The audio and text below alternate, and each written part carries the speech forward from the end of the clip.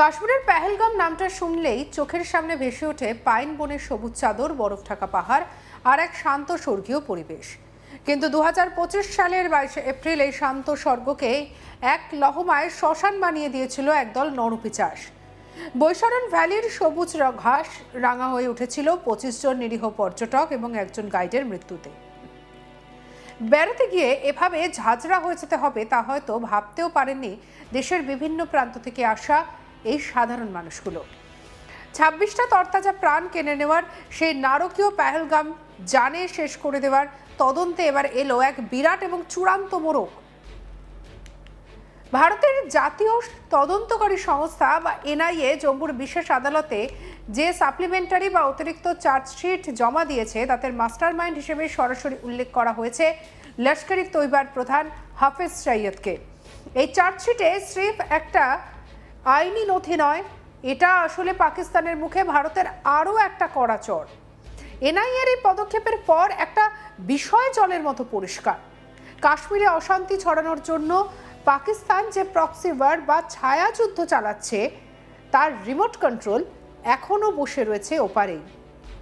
হাফিজ সইয়দ শুধু লস্করের মাথা হিসেবে নয়, নিজের ব্যক্তিগত স্তরে এবং লস্করের নতুন মুখোশ দ্য রেজিস্ট্যান্স ফ্রন্ট বা টিআরএফের প্রধান হিসেবে এই গোটা অপারেশনের নকশা তৈরি করেছিল। কিন্তু প্রশ্ন হলো, ভারত একের পর এক অকাট্য তথ্য প্রমাণ আদালতের সামনে জানালেও পাকিস্তান কি আদৌ বদলাবে, নাকি হাফিজ সইয়দের মতো আন্তর্জাতিক জঙ্গিদের গৃহবন্দীর নাটক করে তারা দুনিয়ার চোখে ধুলো দেওয়ার পুরনো খেলাটাই খেলে যাবে? আসুন এই দীর্ঘ চার্জশিটের পরতে পরতে লুকিয়ে থাকা সত্যগুলো একটু সহজ ভাষায় বিশ্লেষণ করি। গত 15ই ডিসেম্বর 2025 তারিখে এনআইএ তাদের প্রথম চার্জশিট পেশ করেছিল। সেই মূল চার্জশিটটা ছিল ছোটখাটো একটা উপন্যাসের মতো, পুরো 1597 পাতা, যেখানে পাকিস্তানের হ্যান্ডলার সাজিদ জাটের নাম ছিল অপারেশন মহাদেবে খতম হওয়া 3 সন্ত্রাসবাদীরও। কিন্তু তদন্তকারীরা সেখানেই থেমে যাননি। মূল চার্জশিটের পর আরও গভীরে গিয়ে বৈজ্ঞানিক এবং ফরেন্সিক প্রমাণের উপরে ভিত্তি করে এই নতুন সাপ্লিমেন্টারি চার্জশিট তৈরি করা হয়। এনআইএর চার্জশিটে পরিষ্কার করে বলা হয়েছে, এই আক্রমণ কোনো স্থানীয় স্তরের বিক্ষিপ্ত ঘটনা ছিল না, এটি ছিল একটি পরিকল্পিত এবং ওপর মহল থেকে প্রতিনিয়ত মনিটর করা হামলা। ভারতের বিরুদ্ধে যুদ্ধ ঘোষণার পর এবং অপরাধমূলক ষড়যন্ত্রের ফলে মারাত্মক ধারার ভারতীয় ন্যায় সংহিতা বা বিএনএস-এর ইউএপিএ মামলা করা হয়েছে হাফিজের বিরুদ্ধে।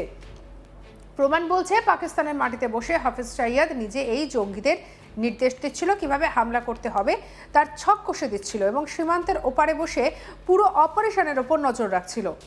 ডিজিটাল ফুটপ্রিন্ট, স্যাটেলাইট ফোনের রেকর্ড ট্র্যাক করা এবং ফরেন্সিক ল্যাবের রিপোর্ট সব কিছু এক জায়গায় করে এনআইএ এবারে অকাট্য প্রমাণ সাজিয়েছে। পেহেলগামের এই ঘটনাটা যদি আমরা একটু মনে করার চেষ্টা করি তবে গা শিউরে উঠবে। 22 এপ্রিল 2025 ঠিক যখন উপত্যকায় পর্যটনের মরশুম তুঙ্গে দেশের নানা প্রান্ত থেকে মানুষ একটু শান্তির খোঁজে পাহাড়ে গিয়েছে, ঠিক তখনই বৈশারণ ভ্যালিতে পর্যটকদের লক্ষ্য করে অতর্কিতে স্বয়ংক্রিয় রাইফেল থেকে এলোপাথারি গুলি চালাতে শুরু করে জঙ্গিরা। মুহূর্তের মধ্যে কান্নার রোল এবং রক্তের স্রোত। 25 জন পর্যটক এবং তাদের পথপ্রদর্শক ঘটনাস্থলেই মারা যান। প্রথমে পেহেলগাম থানায় এফআইআর হলেও ঘটনার আন্তর্জাতিক এবং আন্তঃরাজ্য গুরুত্ব বুঝে কেন্দ্রীয় স্বরাষ্ট্র মন্ত্রক তদন্তের ভার দেয় এনআইএর হাতে, আর তারপরেই শুরু হয় জাল গোটানো। অনেকেই প্রশ্ন তোলেন, লস্কর-ই তৈয়বা থাকতে আবার এই টিআরএফ কোথা থেকে এলো? আসলে এটা পাকিস্তানের এক নতুন চাল। আন্তর্জাতিক মঞ্চে যখন লস্কর বা জৈশ-ই মোহাম্মদের মতো সংগঠনের উপরে চাপ বাড়ে, তখন পাকিস্তান তাদের ব্র্যান্ডিং বদলে দেয়। দুনিয়াকে দেখানোর জন্য তারা বলে এগুলো কাশ্মীরের স্থানীয় যুবকদের প্রতিরোধ আন্দোলন। কিন্তু এনআইএর এই চার্জশিট সেই মুখোশটা টেনে খুলে দিল। টিআরএফ যে আসলে লস্করের একটা ছায়া সংগঠন এবং তার আসল বসের নাম যে হাফিজ সইয়দ, তা এখন আদালতের নথিতে প্রমাণিত। তবে এই চার্জশিট পেশ করার আসল উদ্দেশ্য শুধু হাফিজ সইয়দের সাজা দেওয়া নয়, কারণ সে তো পাকিস্তানের নিরাপদ আশ্রয় বা জেলে যাওয়াই আদরে রয়েছে। আসলে উদ্দেশ্য হলো বিশ্বমঞ্চে পাকিস্তানের সন্ত্রাসবাদী পরিকাঠামোকে তুলে ধরা। ভারত এই চার্জশিটের মাধ্যমে রাষ্ট্রপুঞ্জ এবং ফিনান্সিয়াল অ্যাকশন টাস্ক ফোর্সের মতো আন্তর্জাতিক সংগঠনগুলোর কাছে এটা প্রমাণ করতে পারবে যে পাকিস্তান এখনও সন্ত্রাসবাদের আঁতুড়ঘর। ভারতের মাটি থেকে সন্ত্রাসবাদের নেটওয়ার্ককে উপড়ে ফেলতে এনআইএ এখনও তল্লাশি চালাচ্ছে, কিন্তু যতদিন না ওপার থেকে আসা এই সাপ্লাই লাইন আর মাস্টার মাইন্ডদের চিরতরে স্তব্ধ করা যাচ্ছে, ততদিন কাশ্মীরি গাইড বা সাধারণ পর্যটকদের রক্তে পাহাড় রাঙা হওয়ার এই স্ট্র্যাটেজি পুরোপুরি বন্ধ করা যাবে কি? এটাই এখন সবথেকে বড় প্রশ্ন।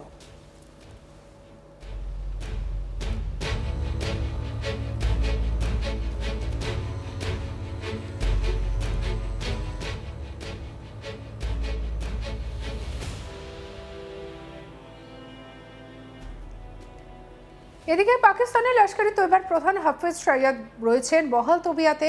একটি পুরনো ভিডিও সম্প্রতি ভাইরাল হয়েছে, তাতে হাফিজ সৈয়দ স্বভাবসিদ্ধ ভঙ্গিতে কথা বলতে তাকে দেখা যাচ্ছে। তিনি বলছেন, আর আমরা প্রস্তুত, পাকিস্তানি জাতি সমস্ত উৎসর্গ বা কুরবানির জন্য প্রস্তুত। এটা সরকারের সমস্যা।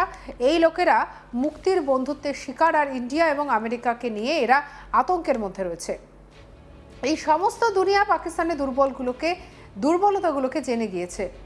এখনকার শাসকরা কি পলিসিতে বা কিভাবে পলিসি পরিবর্তন করছিল তারা সেটা বোঝে, আর সেই কারণেই তারা এদের ভয় দেখাচ্ছে। নিষেধাজ্ঞা জারি করা এবং FATF এর নিষেধাজ্ঞা চাপানোর কথাবার্তা চলছে। আর আসল সমস্যা হলো কাশ্মীর, আমার ভাইয়েরা, স্বাধীনতা। কি বলছেন হাফিজ সৈয়দ, শুনবো।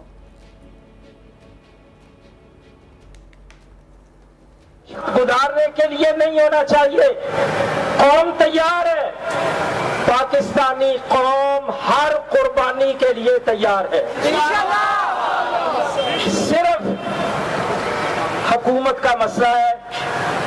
ये लोग मोदी की दोस्ती का शिकार है और इंडिया अमेरिका से खौफजदा है, और इन सारी दुनिया को पाकिस्तान की कमजोरियों का पता चल गया है। यहाँ हुक्मरान क्या पॉलिसियां बनाते हैं और किस तरह पॉलिसियां तब्दील कर देते हैं वो समझते हैं, इसलिए वो इनको खौफजदा कर रहे हैं। पाबंदियां लगाने, FATF के पाबंदियां लगाने की बातें कर रहे हैं, और मसला कश्मीर है। मेरे भाइयों, आजादियां गुजारने के लिए नहीं होना चाहिए। कौम तैयार है, पाकिस्तानी कौम हर कुर्बानी के लिए तैयार है। सिर्फ हुकूमत का मसला है। ये लोग मोदी की दोस्ती का शिकार है और इंडिया अमेरिका से खौफजदा है, और इन सारी दुनिया को पाकिस्तान की कमजोरियों का पता चल गया है। यहाँ हुक्मरान क्या पॉलिसियां बनाते हैं और किस तरह पॉलिसियां तब्दील कर देते हैं वो समझते हैं, इसलिए वो इनको खौफजदा कर रहे हैं। पाबंदियां लगाने, FATF के पाबंदियां लगाने की बातें कर रहे हैं, और मसला कश्मीर है। मेरे भाइयों, आजादियां गुजारने के लिए नहीं होना चाहिए। সঙ্গে রাখুন আজ তাক বাংলাকে, সাবস্ক্রাইব করতে ভুলবেন না।